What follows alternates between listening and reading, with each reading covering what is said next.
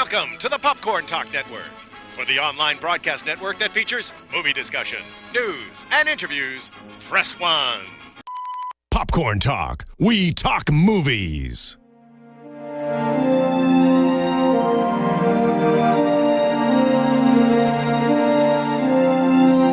From the Popcorn Talk Network, the online broadcast network for movie talk, this is Inside the Documentary, featuring breakdowns and interviews about all the latest documentaries.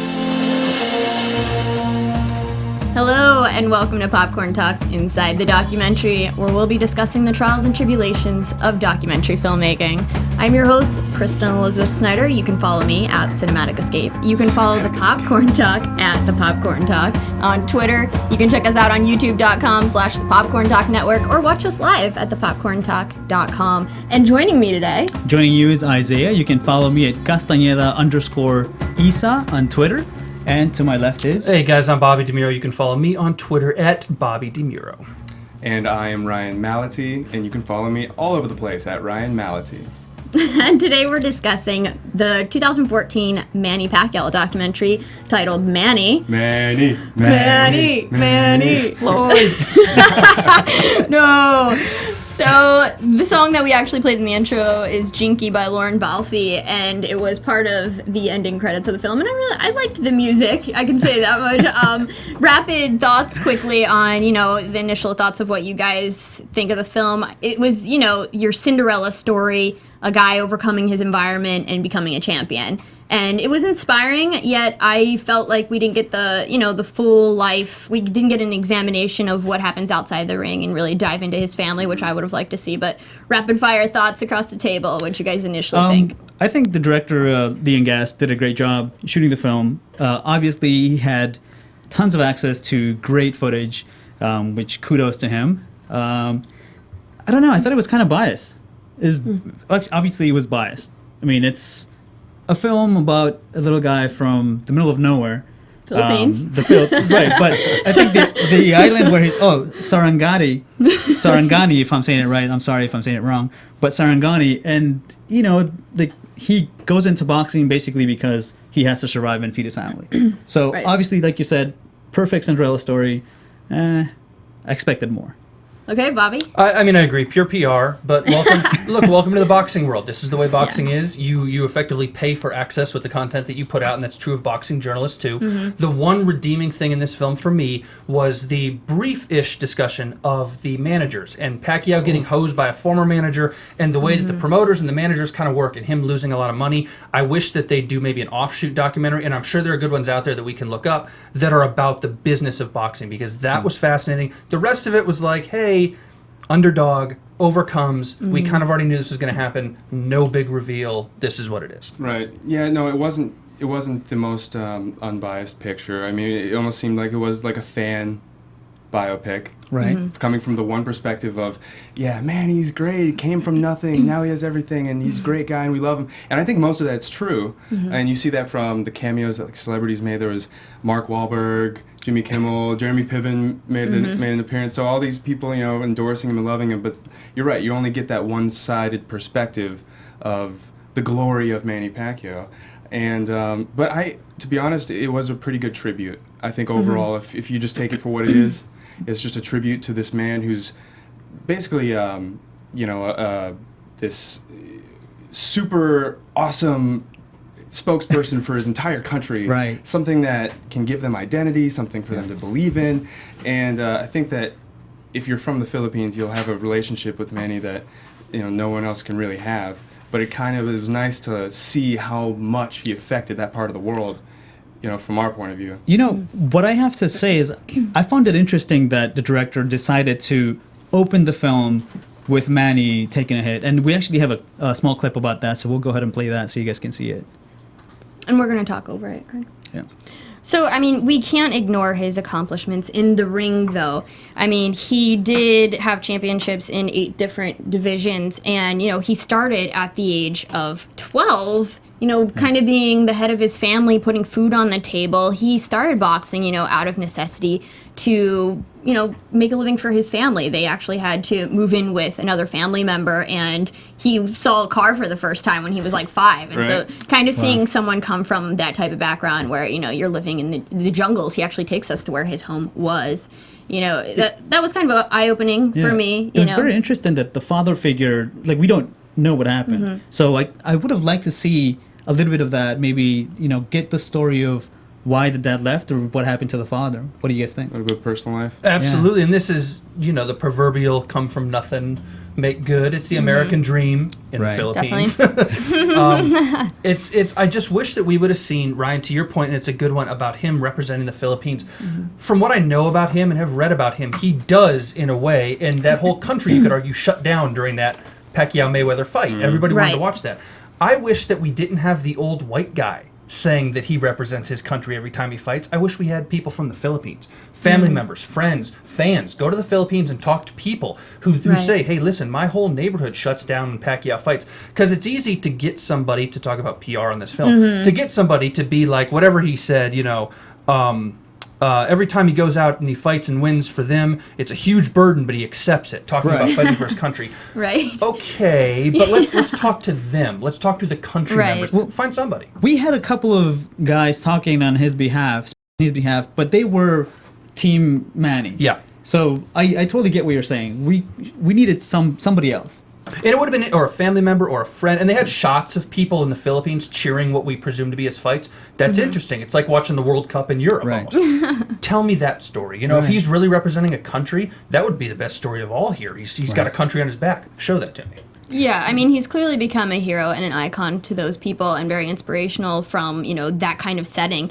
But, when he was 16, he lied and said he was 18 so that he could get his professional license. And he actually put, rocks and heavy metal objects in his pocket so that he would make weight. So, I mean, according to his stature, he didn't let that hold him back.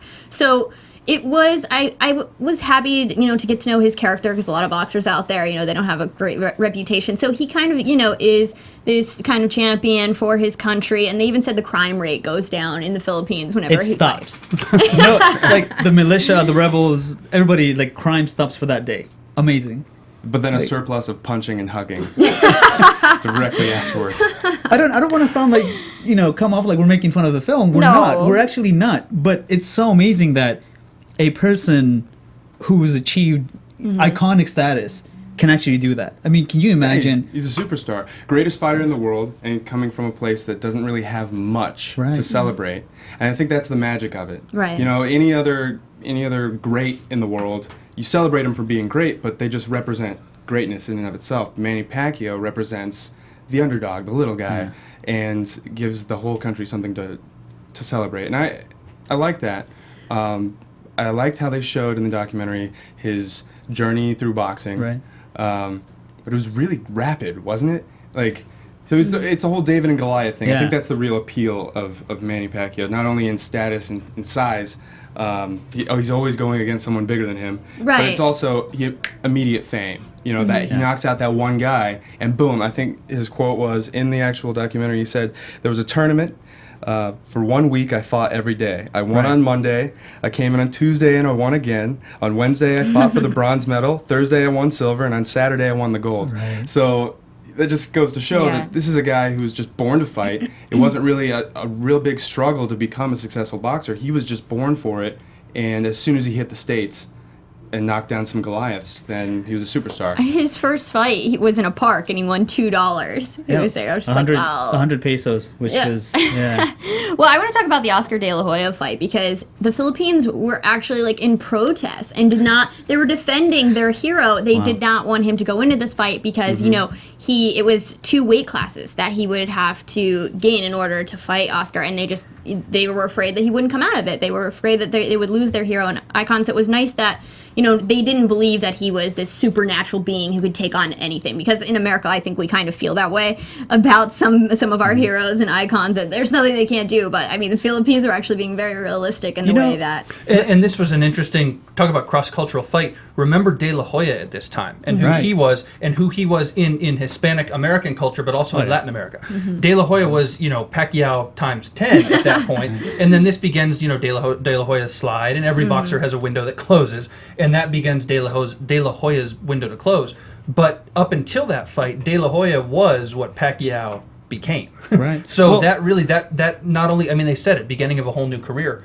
That's what it was for him when he won. two quick things. Actually, just to clarify, what happened in the Philippines is they were trying to pass a bill to stop the fight because they didn't want Manny to embarrass the country. That's what happened. That's what the politicians were doing. So they were trying to pass a bill so they could stop the fight. Which, in the end, the fight ended up happening. And as you said, De La Hoya lost. And that's when the ending, that's basically De La Hoya's last fight. Is that right? Pretty I much may be ended wrong. his career. Pretty, yeah, it Disappeared. His career. Well, he went into managing boxers. And Dancing with the Stars, right? Did he do that? I have no idea. like we said, ended his career. So I mean, how about the whole Freddie Roach seemed like a good guy though. I liked him. He did, and we actually have a scene, actually a small clip, where they're at the gym, and I believe De La Hoya has been, Pacquiao is being interviewed, and what's his name? Roach? Freddie Roach. Roach. Freddie Roach. is Freddie the trainer. Roach is talking about how he has Parkinson's.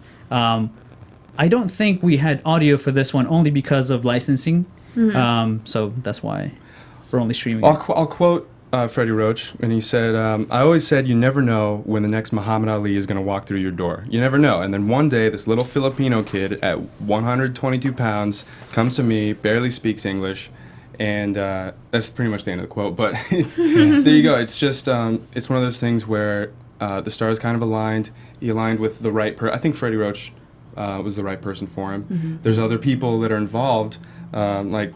The managers. Michael Kahns. one of his managers.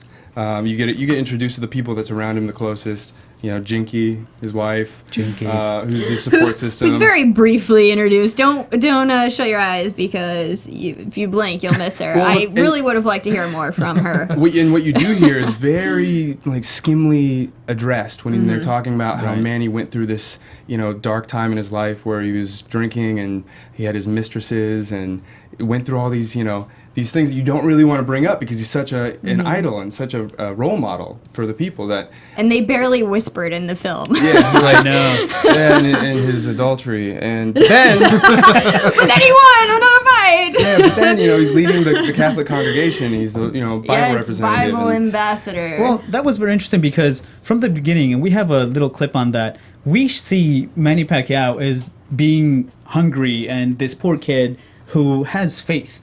And that's basically what he and his mother are relying on, is basically the faith they have to make it another day. So that was very interesting, but I don't remember exactly when his wife came into the scene. Yeah. Like when they met. Nobody like, does. Did they meet in Manila or did they meet in Serengeti? I guess that's what I'm wondering about the whole movie and where it becomes not only PR like we're saying, but almost a gloss. Nothing goes in depth. Is this movie about Manny Pacquiao the person or Manny Pacquiao the boxer? Because either story is a legitimate story, but like we were talking about a couple weeks ago with that LA Plays Itself film, let's tell one. Let's tell one. Let's tell about his family life, where he came from, what he did. Or if we're going to talk about his boxing career, let's only focus on his boxing career. I'd be good with either, but when you split the difference, you're glossing over everything. And Yes. this is an example of that. Oh, he's got a wife. Oh, well, some stuff happened, but he still has a wife. And then he beat De La Hoya. And then he's in movies. Now he's Yeah. singing. He beat another guy. It's like, this is okay. Can we talk about the singing? I don't mean to overshoot it or criticize it too much. This is a hyperbole just to say this, but it's almost like you went on Wikipedia and took the cliff notes. Yeah, Right. absolutely. Let's pick 3 of those or 5 of those and go really deep. You know what looked to me like a piece for his future presidential campain. Yeah. Re-election, Like, absolutely. it's a setup for Manny being president, and you can see that when we have a little clip of the managers taking advantage of him. Like you see this little humble guy, just basically not caring about anything but the people. And then you see the Wolves, which are the managers, taking advantage of him. And we have a little clip on that where he's just signing away the balls. What do you guys think about that? I mean, there was that whole clip how he was barely getting 50% of the money, and there was a side deal going on. Yeah. Well, I'm not the biggest boxing fan in the world, and that's the beauty of watching documentaries like this, is because you get an insight into a world that you're not too familiar with. I was able to kind of understand a little bit more how it works. You got Bob Arum, this boxing promoter, who's pretty well known in the boxing community, but I didn't know until I watched this. You start to see kind of how the system works, how the game is played, and it's quite interesting. Now, I don't think I will look at boxing the same way again. Because every fighter is a unique individual with their own trainer and manager, their own jinky.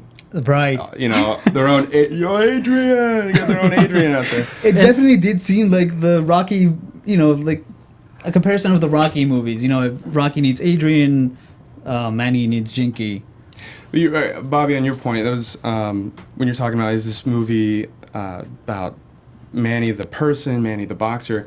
I think it was Manny the person until he finally accepted the fact that he's just a fighter. Because you see him going through all these, I don't want to call them phases. Where But they are. He kind of, he starts to rise to fame, and then he decides, I'm going to do some action films. And they have a few clips Pac-Man, yeah, he's the like superhero. Seriously, he's like Stallone. Like, he's Yeah, like real life, the like, action hero. And it's and you can't hate him for it, because like, if given the opportunity, wouldn't you want to like be in your own action movie? I mean, that was the best part of the doc for me. That was awesome, right? I mean, that was as far outside the ring that we got, alongside the Will Ferrell clip of him singing. Oh my I mean, it God. was his just singing a career. joke, right? I mean, nobody really liked his singing, but he was so charismatic about it that people laughed about it. I mean, you 'Cause they wouldn't love be him so paired much. Yeah. with Will Ferrell if you had a good voice, It's, right? what's the guy's name from Idol? William Hung or whatever, the terrible singer on Idol years ago Yeah. who they kept bringing back. It's almost like that. Yeah. What I wonder though, and I really don't know because I don't know, Philippines culture or how Right. people think of him.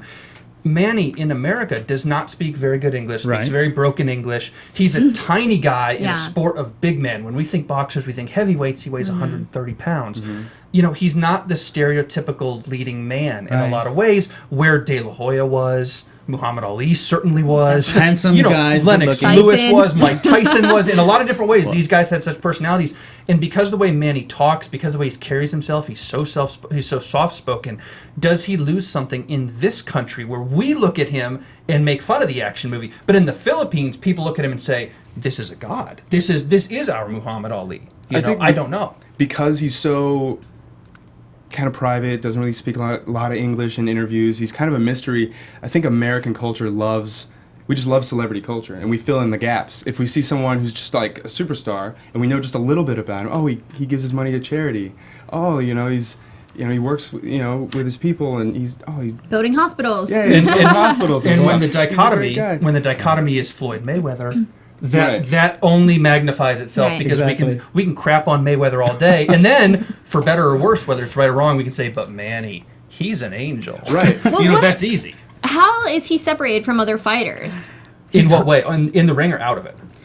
I guess just, altogether. Like, how will we separate Manny as a fighter in comparison He's with got others? world championships in 8 different weight classes. That's still the world record. He is a very accomplished fighter. He and no one yeah, else will crazy. ever be Muhammad Ali, though. Comparing him or anybody to Muhammad Ali, first off, Right. you got to compare a heavyweight to a heavyweight. It's a different kind of Right. fighting, especially for a casual boxing fan. Somebody in deep, unlike us, somebody who's in deep boxing their whole life will love the technical aspects that Manny or anybody of these guys brings. The casual fan wants a knockout. It wants a heavyweight. So you can't compare him to Muhammad Ali. And you also can't compare him to somebody like Muhammad Ali for the social part. The Vietnam Right. War protests that Muhammad Ali did. Manny's done significant stuff in the Philippines, and maybe it correlates over there. In this country, he's not on the Muhammad Ali level. But we actually have to think, does it really matter to them? Because It doesn't. In the Philippines, it doesn't. Exactly. Yeah. I don't want to call him a god, but in the Philippines, he's a god. Yeah. I mean, he stops traffic, Yes. So, But in this country, as far as his legacy here, Right. he's going to go down as a very good boxer. There was no question. But he'll always be at least a rung or two below a guy like Muhammad Ali because of the presence and the charisma combined with the social aspect of that whole thing, combined with just the size and the ability. Muhammad Ali was doing things nobody since has done. Well, and Muhammad Ali wasn't just a boxer. He was also this political activist almost. Exactly. And he has this whole other story. The Black Rights Movement. Like, he was involved in important works outside the ring, and that's what made him more of a legendary character. And Manny is too. And he's the same in the that Philippines. sense. Not here. That's the problem. Right, he At just- least the discourse here. He's a congressman of the 16th he's getting Congress ready of the for Philippines. presidency. Yeah, Right. he's been reelected. But let me And ask so you. he's more than just a boxer. Let me ask you this though: what did you think when he actually went against his idol and beat Oscar De La Hoya? We actually have a clip on that. What did you guys think about it? I mean, Well, he's one person affecting this whole mass of people. So, I mean, this is obviously he was the underdog pretty much his whole life. So it's like anytime he wins, it's like, it's huge. but did you think he would lose? I thought. I mean, everyone thought he would. Right, that's why everyone loved it so much, because everyone assumes, oh my God, such a small guy and a big guy. David and Goliath situations will always be the most popular. Right. You take two people who are evenly matched, yeah, it's going to be an interesting fight. Hopefully it's a good fight, but it's not going to be legendary. It's not going to go down.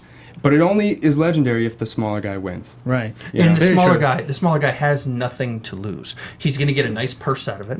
And Oscar De La Hoya at that point, Oscar De La Hoya is another legend on Manny's level in his culture. You know, at that point, De La Hoya was a legend, and Manny had nothing to lose. If you lose to De La Hoya, as far as we're all concerned, there's really no shame in that. You lost to a very good fighter. Right. If you beat him or you almost beat him, hey, this Pacquiao dude, look out for him. And sure enough, that's what happened. But the way he beat him was terrible. I think the way he beat everybody was like he had nothing to lose. You always see, they show clips of him walking out, you know, his approach to the fight, and he's always just not a care in the world, just happy to be there. He's got food on the table now. Yeah, you know, every day's a win, every day's a blessing, and the way he carries himself, I think, is the real appeal, at least in this country, because he's from a foreign land. We don't know exactly, doesn't represent America, but he represents, being a good sport. One of the things that makes you fall in love with Manny is the fact that he seems like he really doesn't care. He claims to be fighting for God in a way. So And his people. Yeah, and his people. We get that whole speech how, God's plan is better than our plan, and when he becomes the Bible ambassador, he kind of like praises himself for forsaking the temptations. Talking about Manny, you feel the light of God behind him, and you know God is following him into the ring. Who said that exactly? Mark Wahlberg? No, it was Liam Neeson. It wasn't Neeson. I forget he was who it just was. It was certainly somebody in his camp. It might have been a boxing journalist, which is another issue because the journalists in boxing are not journalists. But we won't talk about that. It's I get a little questionable whenever you bring God into stuff like this. Right. God is following him into the ring. It's the Tim Tebow thing to bring an American sport that we all follow in football. It's the Tim Tebow thing with God in a different way. Pacquiao grew up in Civil War. People around him were dying. God is doing other things than following him into the ring, And I respect the fact that, you want to say maybe if Pacquiao can say that, he can bring people to his religion or whatever through him as a role model. I get all that. But when you say things like that and you make him that God level figure that we kind of seen, that's when I start to look at this documentary and say, you know what? I'm not buying it anymore. It almost makes you question what audience they were targeting, because in the Philippines, Catholicism is huge. I don't know. I think it's like 50% of the country is Catholic and then Muslim. But you almost think that the filmmaker shot this film for them in a way, but he kind of sold out to the American audience. I feel like you made the film for anyone who loves Manny Pacquiao. And I think anyone. Even one step behind that, I think he made the film for Manny Pacquiao. You have to wonder on what level Christmas gift. on what level did he have to get this approved before they could even send it out? Right. There wasn't going to be anything about his adultery besides just a cursory mention. So Manny Pacquiao could say, "I look good in this, send it out." I don't know if that happened, but it wouldn't surprise me. But why do you think they briefly touched on his infidelity? And I mean, why?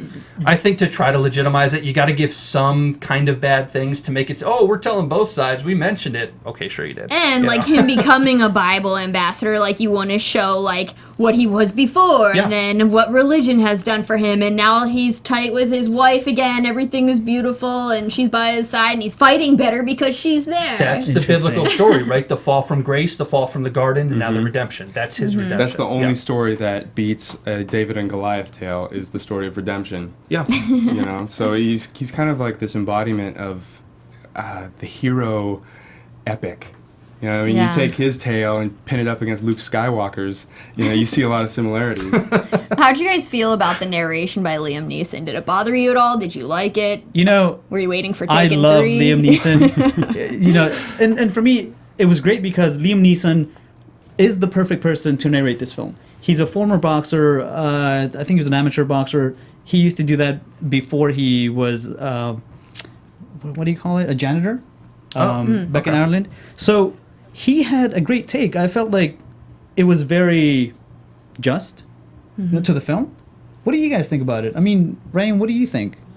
I think I always love sexy, strong, manly boys. Yeah, sure. Part of me is thinking, okay, sure, they paid Liam Neeson to narrate, but then after I see, mentioned Jimmy Kimmel and Mark Wahlberg, these very culturally significant people, I think, yeah, okay, so Liam Neeson's probably a fan. That's cool. Probably, right? It almost seemed but like... I feel like he went away after, the first half or the first quarter of the film. He was gone. He didn't... Yeah, I think that's why it was weird to me, because it wasn't throughout the film, and it's like, was this they asked him to come in for 5 minutes and narrate something? He had to go save his daughter.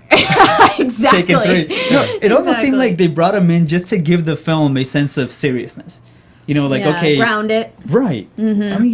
you go on my IMDb, and it's...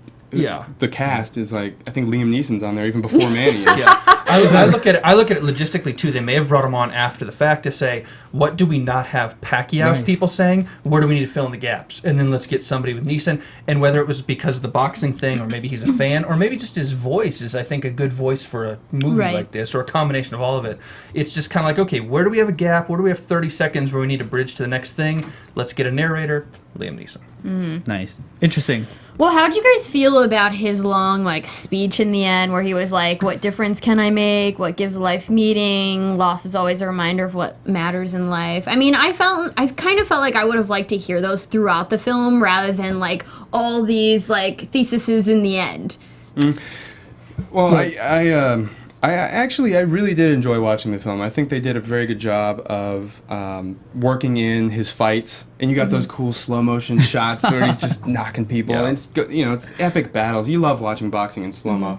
And they peppered in his little bit of his personal life, his trying to go down singing career, acting, or all these different things, and it makes you. He's more of a. Instead of just a two-dimensional guy, a boxer and an idol, he has this other personality that you see.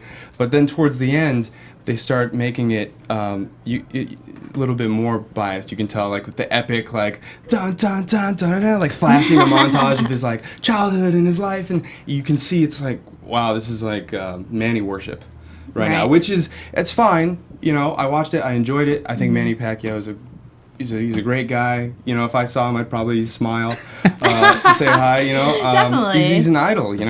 People love him from around the world, but it definitely wasn't an unbiased film. Would you watch one of his films? We actually have a couple of clips of Manny Does Movies. Yes! Would you? I would have loved to watch one of his movies. Absolutely. That'd be great. I like how he was saying how, boxing gives people power and hope, and boxing kind of gave him a voice to be that influence for the people. So, whatever it is in life that you can turn into being a champion and get people to follow you and be a voice of good. I mean, he used the power for good. He built hospitals. He is that hero for the Philippines, and crime does go down because of him.